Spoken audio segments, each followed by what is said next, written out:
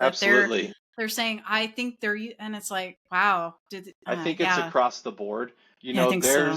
Yeah, I mean, there's telltale signs, and the bottom line, a teacher's going to know if a student, used AI to complete a whole paper, right? They Right. say, little Jimmy, you have never used these words before in your life, and all of a sudden it's all throughout your paper. I don't think so, right? There's things that you can see that's obvious, and those are the obvious ones. But you're right. I mean, now if an M dash is in someone's writing, even if it's used correctly, that's people saying automatic AI.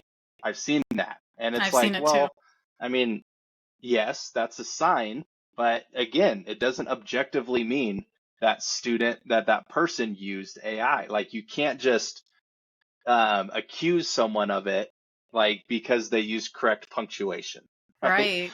And Yeah. yeah, so I've seen it across the board, and it's easy, and I get it. You can tell, right? You can tell if a student is used to it. It's generic. It has certain sentence structure.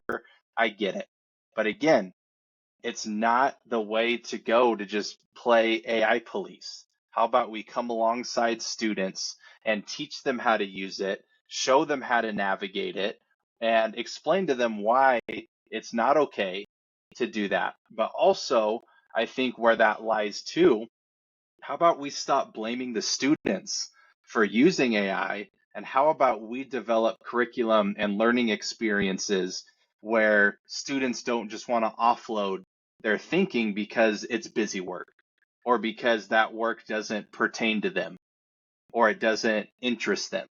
Like I get it. There's subjects students have to take that they're not passionate about. I understand that. But if a teacher sees an assignment and they're like, yeah, this is busy work, or I wouldn't do this because why? That now students have been given a tool where, yeah, they can offload busy work. If it means nothing to them, if it's not giving them any relevant skills or advancing their education, why should students do that? That's not the student's fault.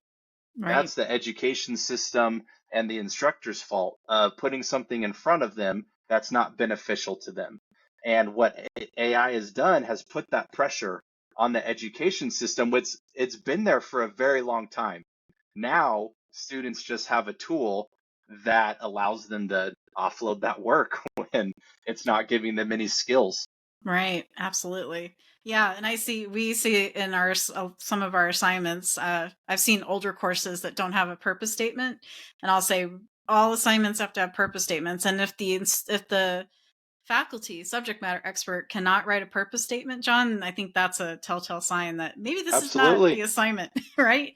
Yeah, Why are we doing it?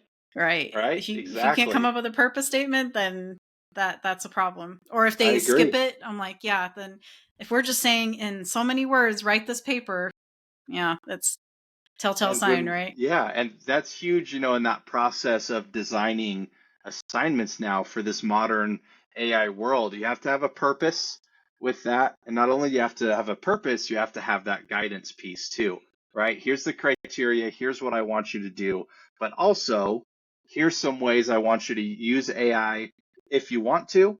Here's a path you can take. Here's what's allowed. I want you to add a usage statement for accountability. Students can even share links to their chat so you can go in and see it. And I'm telling you that there's always going to be students who are going to cheat no matter what, who are going to use it, complete the work. Those students, they're always going to be there. But if you give the majority of students those guardrails, they're going to follow them because students want to learn. They want to learn new things. They just want to learn what's relevant to them and what they're going to use in the future. I love it.